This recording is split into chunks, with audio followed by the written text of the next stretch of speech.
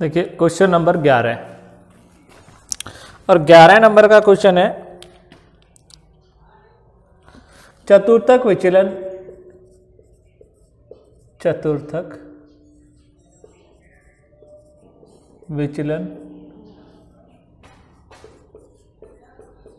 गुणक का परिकलन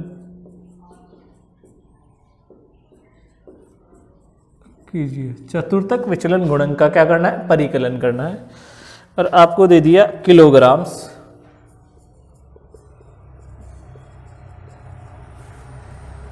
kilogram, number of boxes,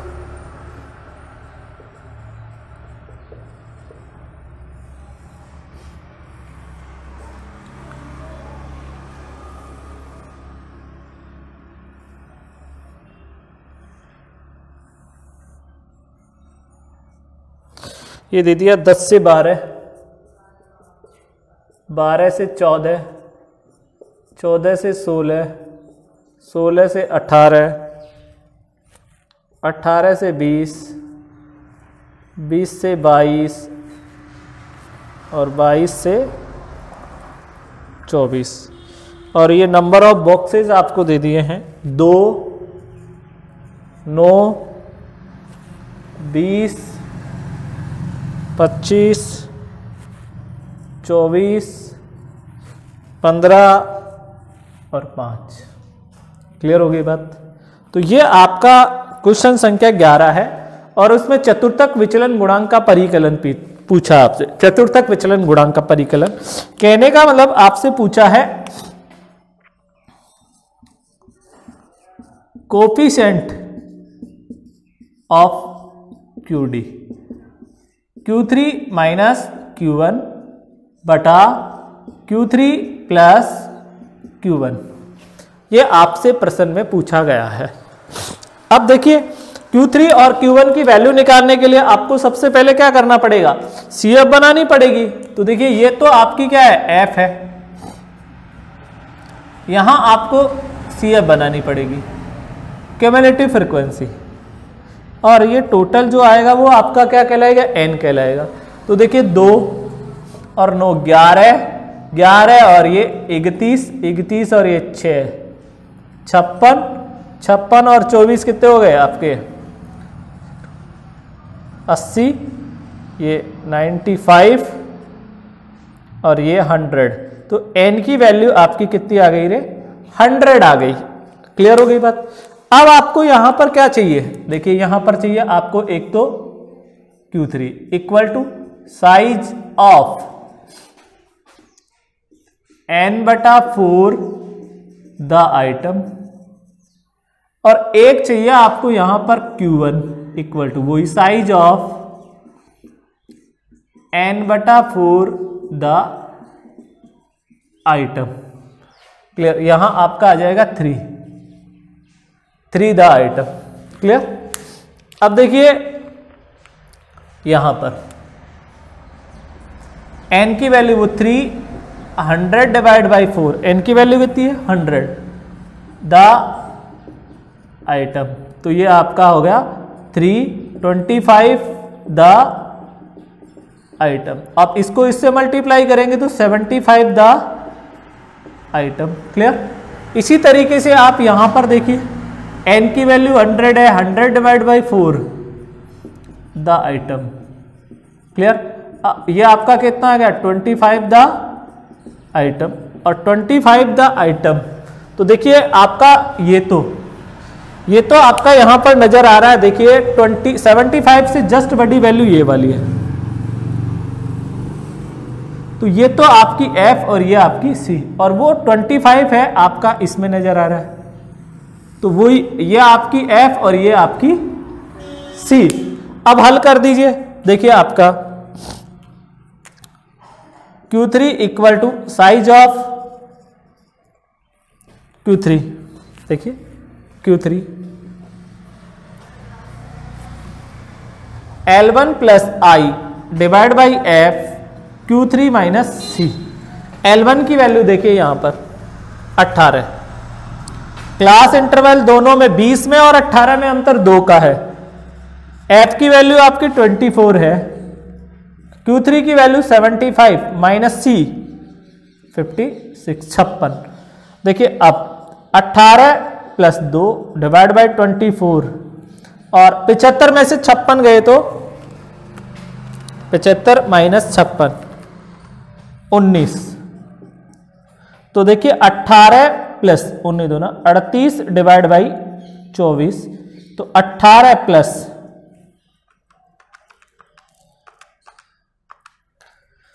1.58 plus 18 या 19.58 19.58 आपका आंसर आ जाएगा 19.58 11 में।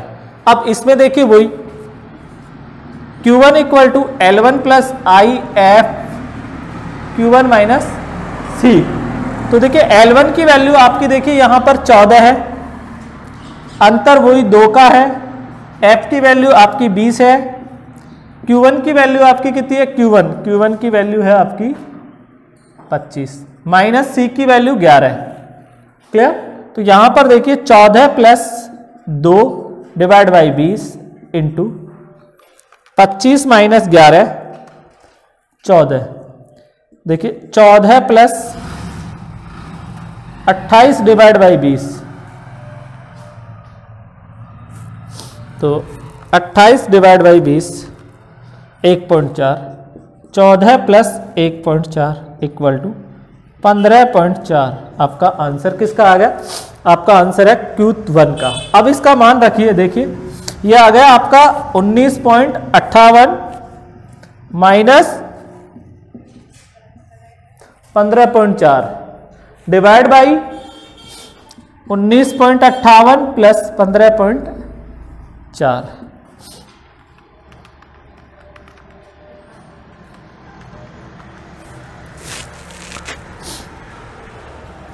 4.18 डिवाइड बाई 19.58 प्लस 15.4 34.98 आ गया ये। अब इसमें भाग दे दो तो देखिए 4.18 डिवाइड बाई 34.98, ये 0.12 आपका coefficient of QD। Coefficient of QD quartile deviation आपका 0.12 आपका फाइनल आंसर है। क्वेश्चन नंबर आपका ये था।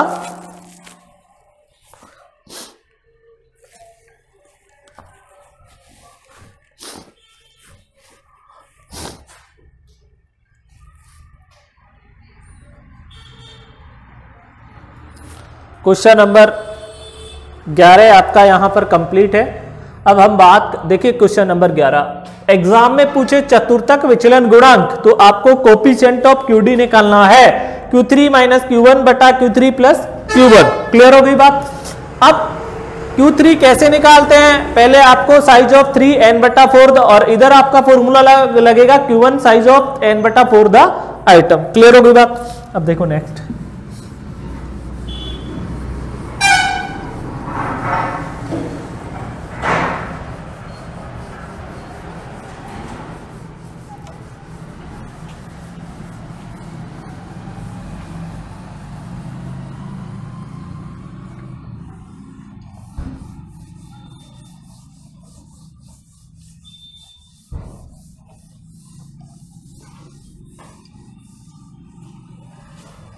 क्वेश्चन नंबर 12,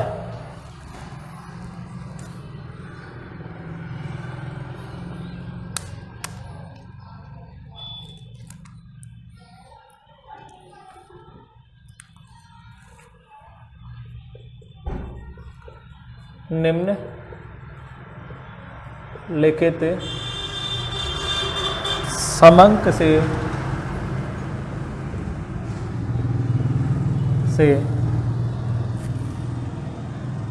मध्य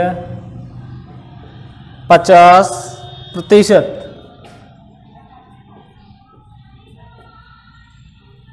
मध्य 50%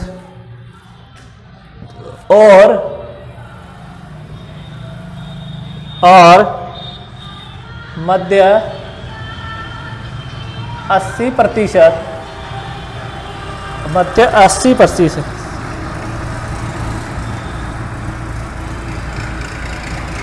सीमाओं का निर्धारण कीजिए तथा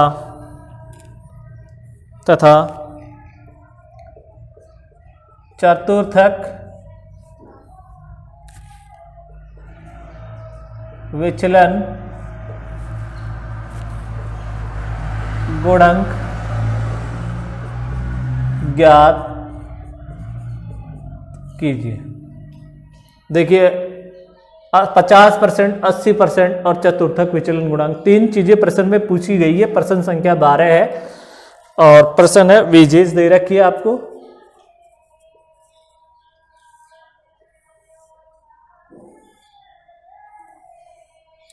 और वेजेस भी क्या है, लेस देन है, less than 10, less than 20, less than 30, less than 40, less than 50, less than 60,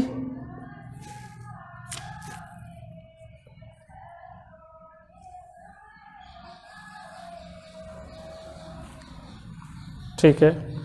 number of workers,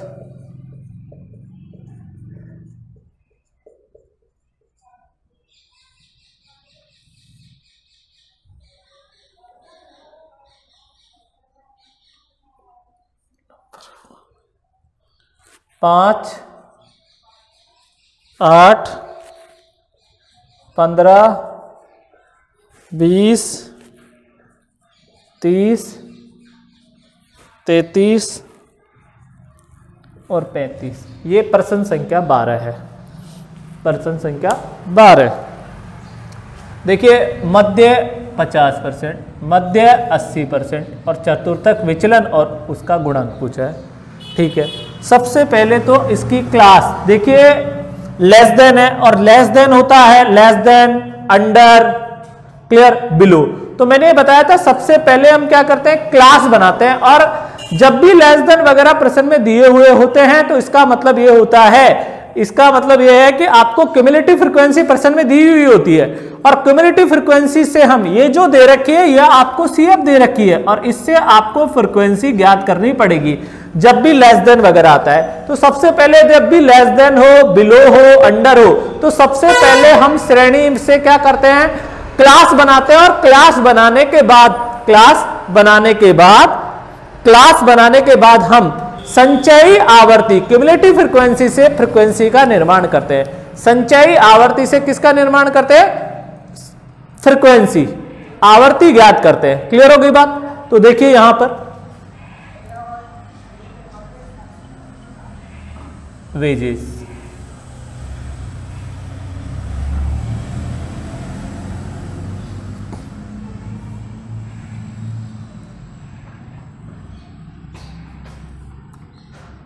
number of workers बोले तो एफ,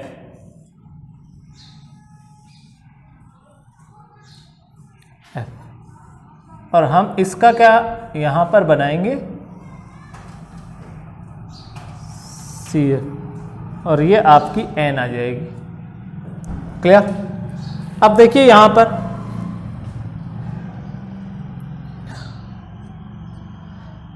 इन दोनों में डिफरेंस 10 का है, तो 10 में से 10 गए तो आपका बनेगा 0 से 10, क्या जाएगा 0 से 10, 10 से 20, 20 से 30, 30 से 40, 40 से 50, 50 से 60 और 60 से 70। ये तो आपकी क्या आ गई, क्लास आ गई। यहां नंबर ऑफ वर्कर्स में देखिए ये आपका 5 - 0 = 5, 8 - 5 = 3, 15 - 8 = 7, 20 - 15 = आपका 5, 30 - 20 = 10, 33 - 30 = 3, और 35 माइनस 33 इक्वल टू 2। क्लियर। अब देखिए यहाँ नंबर ऑफ वर्कर्स में आपका ये आ जाएगा 5, 3, 7, 5, 10, 3 और 2। क्लियर होगी बात। अब इसकी क्या करेंगे, सीएफ बनाएंगे। तो सीएफ बनाएंगे तो 5 और ये 8, 15, 20, 30, 33 और 35 और इसकी वैल्यू आ गई 35। किसकी वैल्यू आ गई, n की वैल्यू, n 35। अब इसमें देखिए मध्य 50% आपसे प्रश्न पूछा और मध्य 50% में मैंने आपको बताया था इंटर क्वार्टाइल रेंज IQR। देखिए IQR equal to Q3 minus Q1, यह आपको कैलकुलेट करना पड़ेगा। तो देखिए Q3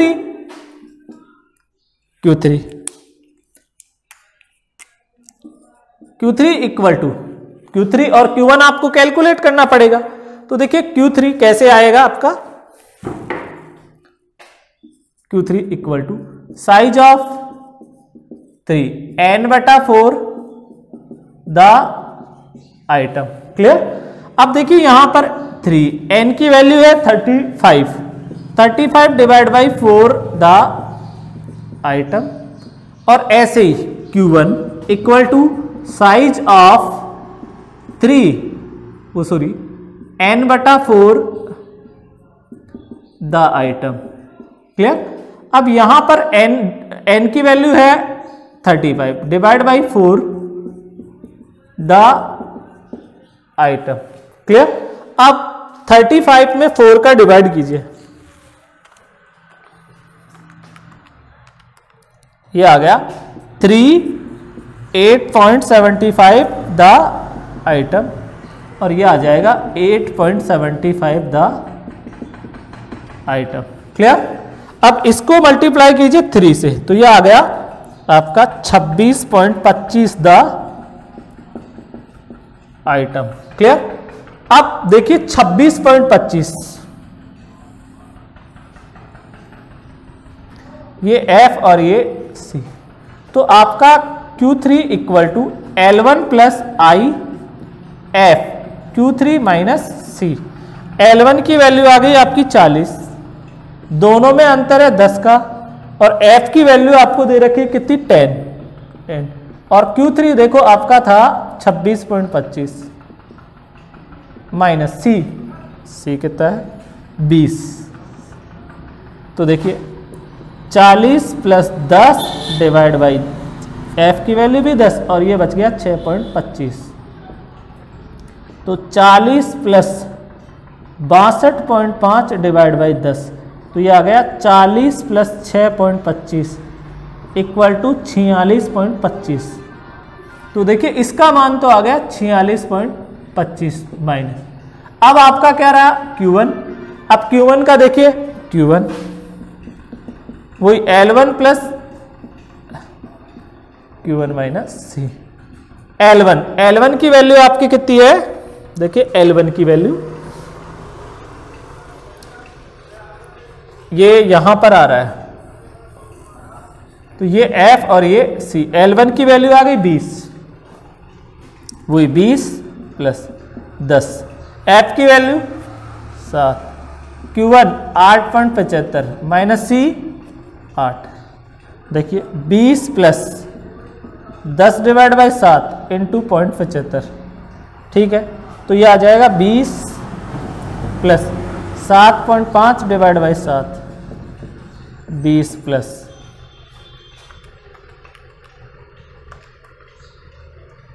1.07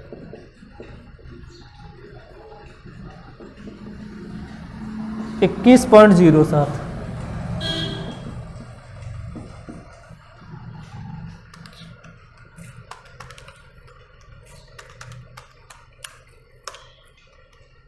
पच्चीस 18 इंटर क्वार्टाइल रेंज।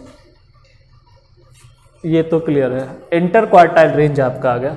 अब आपसे इसी में पूछा है एक, देखिए इंटर क्वार्टाइल रेंज आ गया आपका। एक आपसे पूछा चतुर्थक विचलन का गुणांक, कोफिशिएंट ऑफ QD। तो देखिए कोफिशिएंट ऑफ QD का क्या फॉर्मूला था,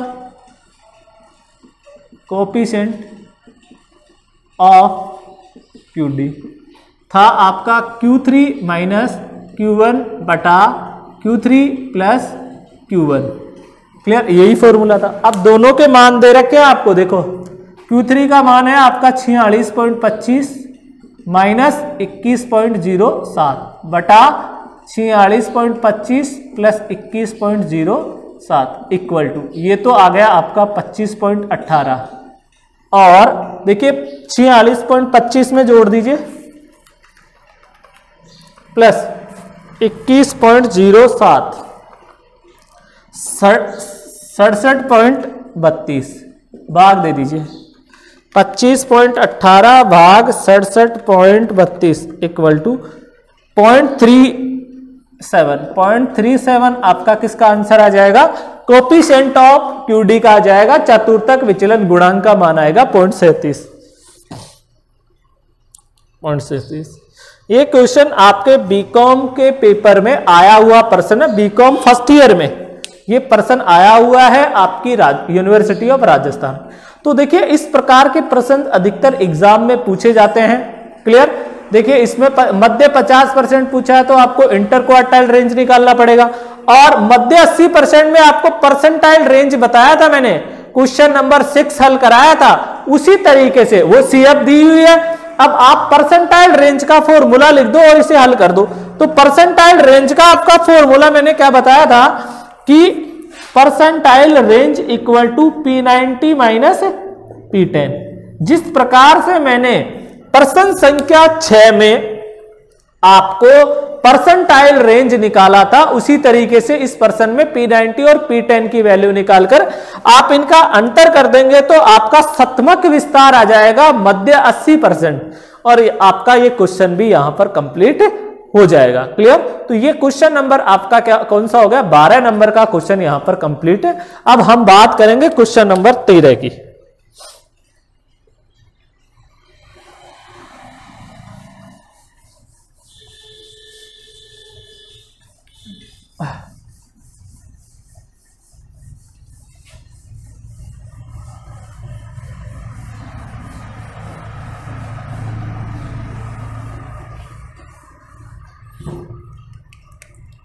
क्वेश्चन संख्या 13, और 13% में एज दे रखी है। पूछा है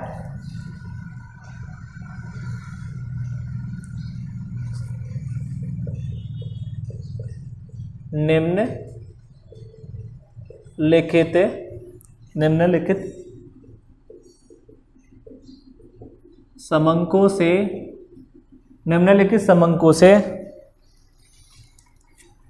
समंकों से अपकिरण के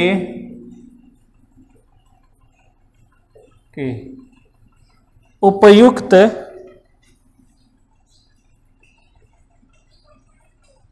माप की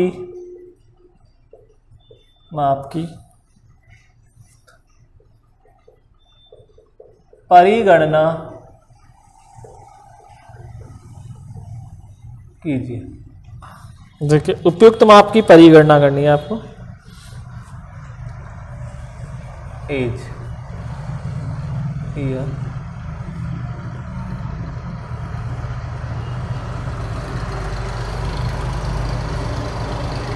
बिलो 20,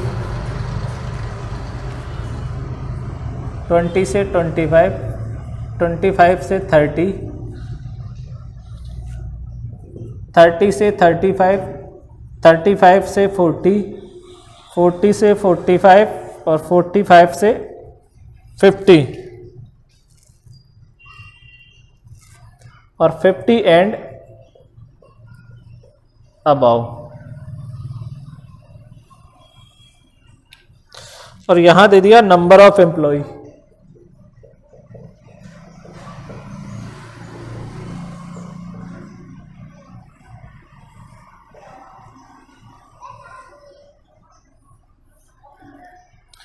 तेरह, 29, 46, 60, 112, 94, 45, और 21। देखिए, जब भी कोई पर्सन आए और आपको कहे उपयुक्त माप, कौन सा माप? उपयुक्त माप। तो उपयुक्त माप के लिए आपका सर्वश्रेष्ठ है, किसके लिए? उपयुक्त माप के लिए।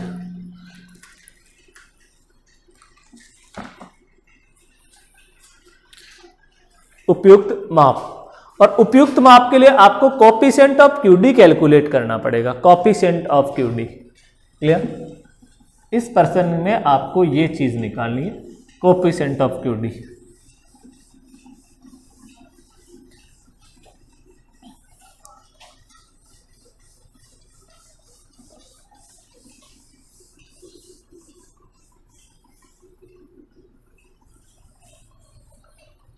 देखो, सीएफ बनानी पड़ेगी आपको इस पर्सन में।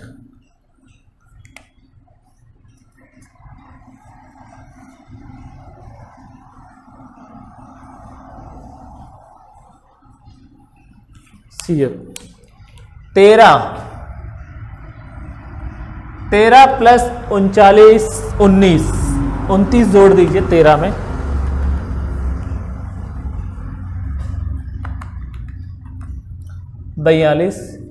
42 plus 46 88 88 plus 60 148 148 plus 112 260 plus 94 354 plus 45 399 plus 21, ये आ गई 420। तो n की वैल्यू आपकी कितनी आ गई? 420 आ गई। अब देखो वही Q3 equal to size of 3 n/4 the item, n/4 the item, और Q1 equal to size of n/4 the item. तो n की वैल्यू आपकी है 420 divide by 4 the item, clear? और यहाँ पर है 420 divide by 4 the item equal to 1। तो 105।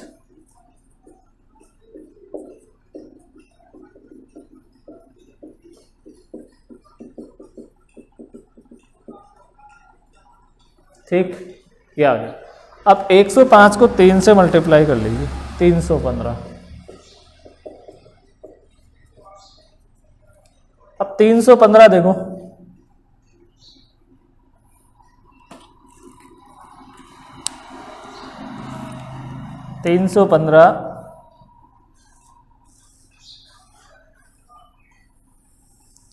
यहां पे है, ये F और ये आपकी C।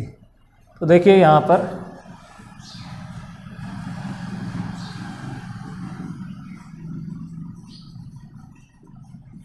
C, ठीक। अब L1 की वैल्यू यहां 40 है, अंतर 5 का है। F की वैल्यू 94 है। वही Q3 की वैल्यू 315 और C है 260। वही 40 प्लस 5 डिवाइड बाई 94।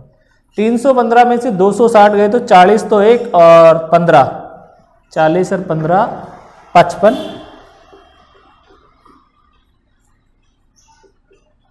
55 इंटू 5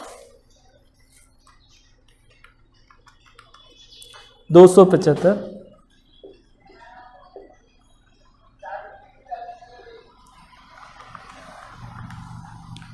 292।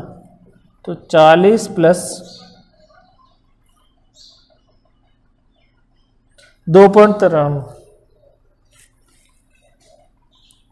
आपका इसका आंसर आ जाएगा 42.93, 42.93, तो Q3 का आ जाएगा। तिथ्यर चतुर्थक का आ जाएगा। और प्रथम चतुर्थक का मान देखिए आपका किस प्रकार से हुई। प्रथम चतुर्थक के लिए देखिए वही Q1 equal to L1 plus I F Q1 minus C. देखिए L1 की वैल्यू यहां पर 105 आया और 105 आपका यहां पे है, तो ये F और ये C, तो L1 आपकी आ गई 30 प्लस अंतर कितने का है 10 का, F की वैल्यू 60 या 105 माइनस 88। अब देखो 30 प्लस 10 डिवाइड बाई 60 इंटू 105, 12 और 5 17,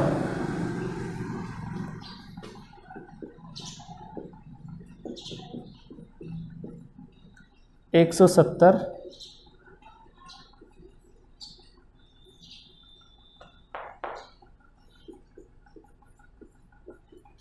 170 में किसका भाग देंगे 60 का, 2.83,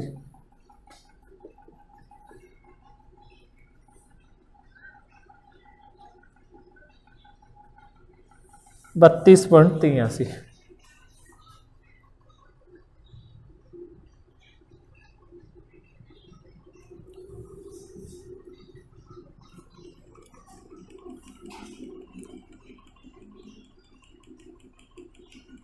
क्लास इंटरवल ये 5 ही है,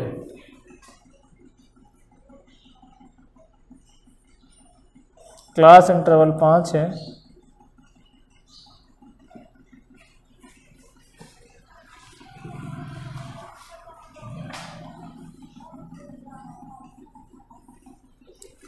पाँच इंटू 17 85 डिवाइड बाई 60 1.42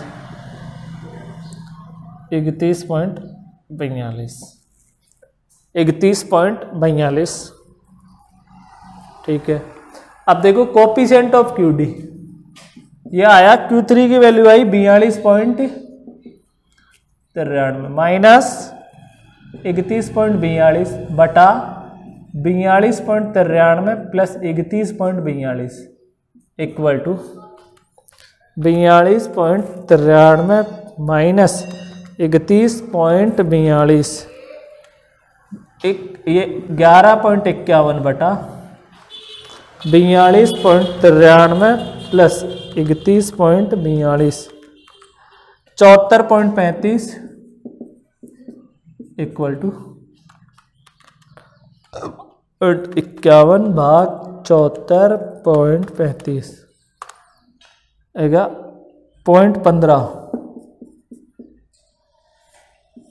0.15 आपका कोफिशिएंट ऑफ QD।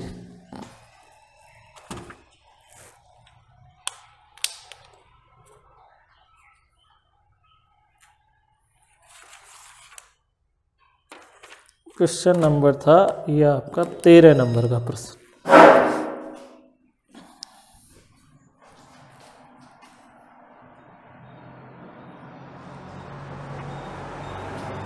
एक और क्वेश्चन कर लीजिए 14 नंबर का क्वेश्चन।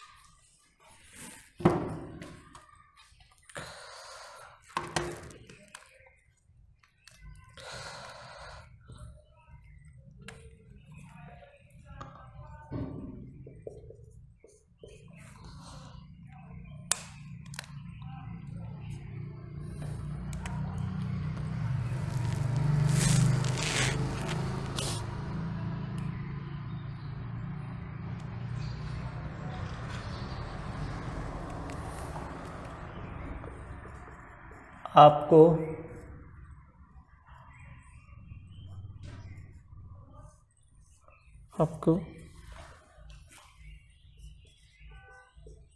ए तथा बी दो समंक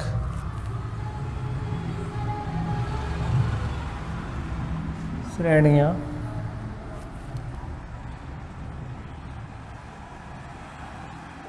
दो समंक श्रेणियां दी गई है।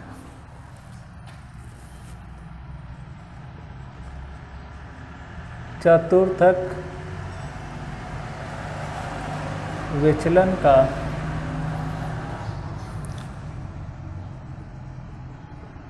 प्रयोग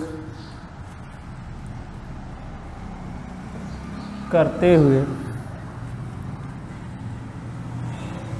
बतलाइए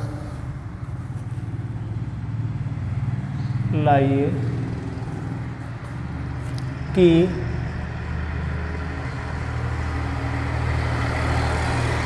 कौन सी श्रेणी में विचरणता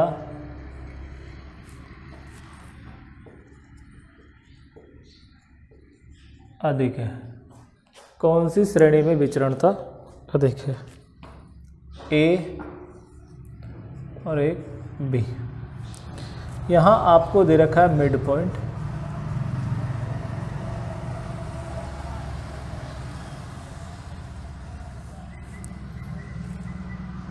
और आपको यहाँ दे रखी है फ्रीक्वेंसी। बी के लिए भी वही मिड पॉइंट और आपको दे दी क्या?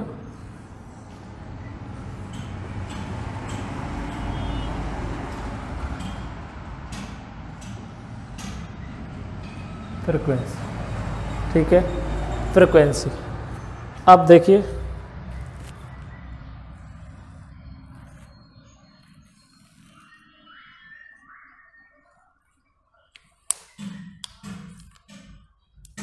मिड पॉइंट है 15, 20, 25, 30, 35, 40 और 45। यहाँ दे रखा है 15, 33, 56, 103, 40, 32,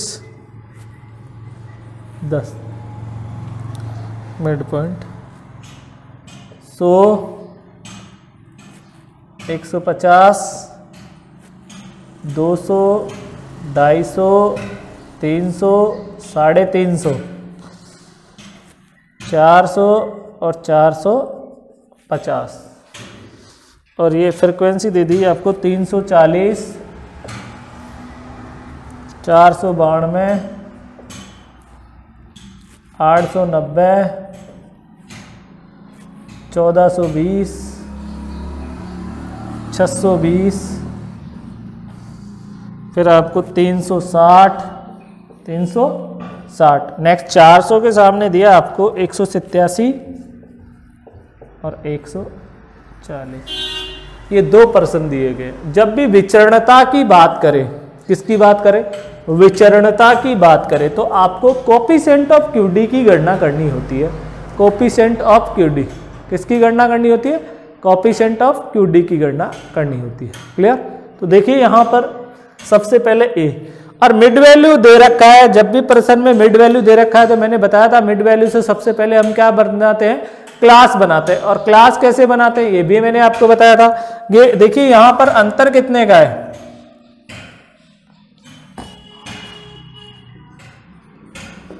20 माइनस 15 इक्वल टू 5 का। 5 में 2 का डिवाइड कर दीजिए तो 2.5 आ गया।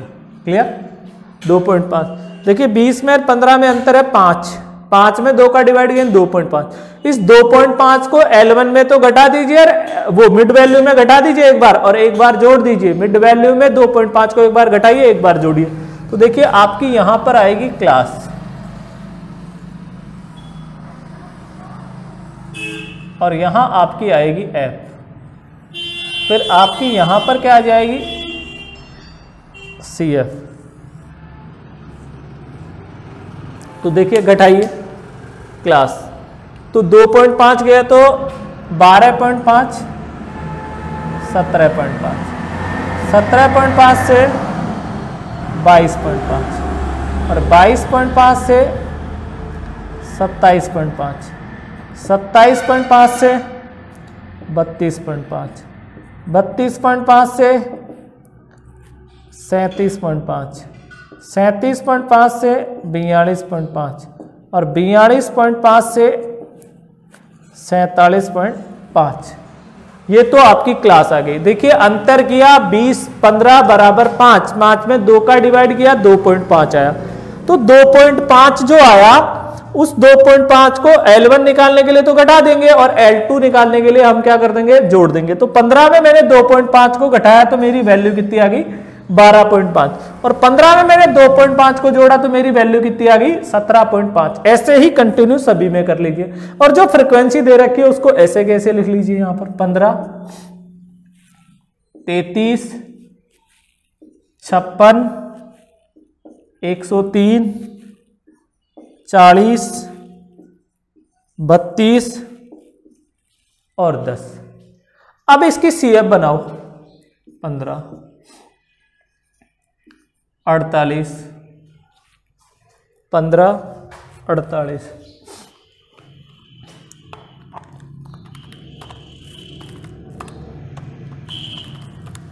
104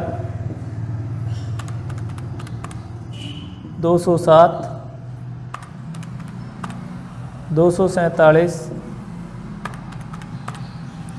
279 289। तो n आपका आ गया 289, है ना।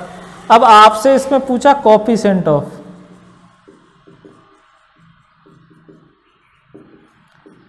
QD, क्या फॉर्मूला था, बटा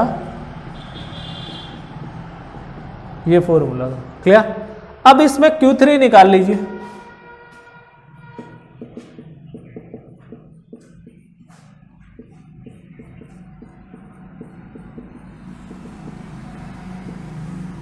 और Q1 निकाल लीजिए।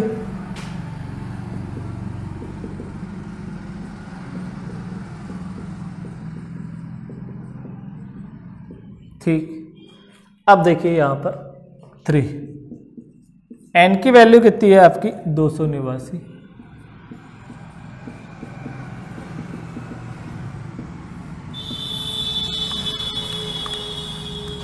ये आ गया 72.25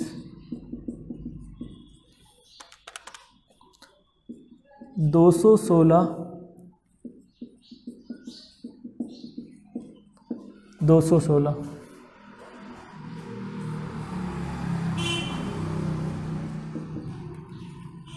ठीक, तो वही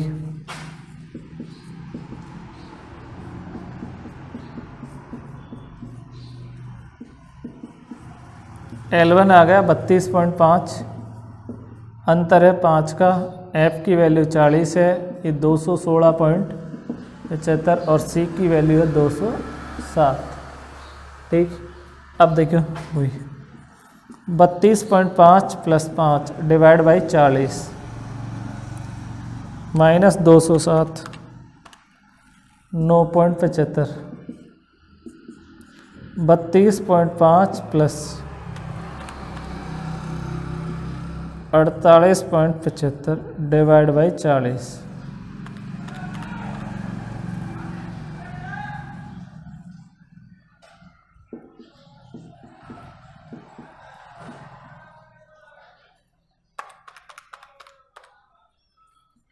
ये आ गया 33.71।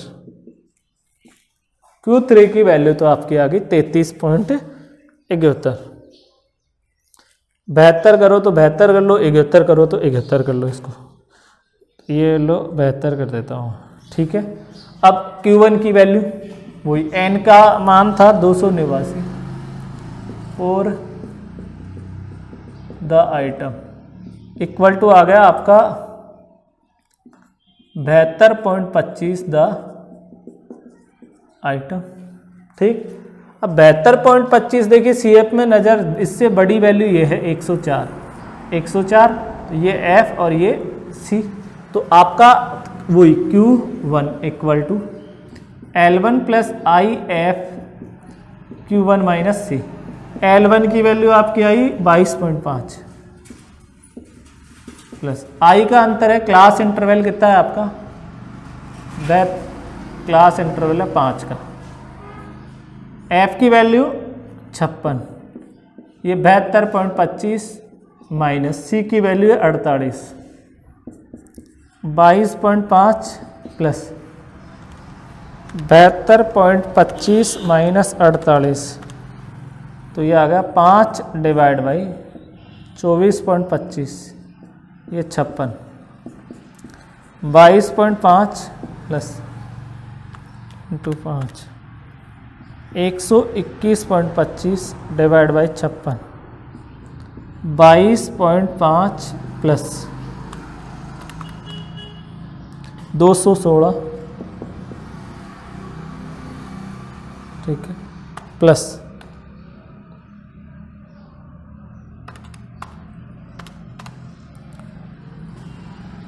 24 पॉइंट आ रहा है, 24.67,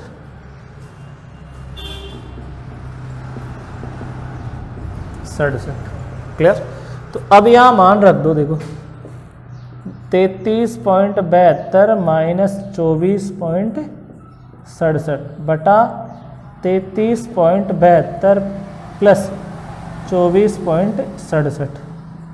तो देखो 33.72 माइनस 24.67, 33.72 माइनस 24.67 9.05 बटा 33.72 प्लस 24.67 58.39,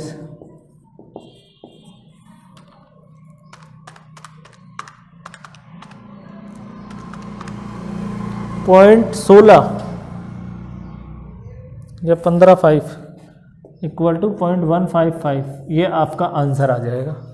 या आप 16 कर दो इसको, तो ये आपका कोएफिशिएंट ऑफ QD।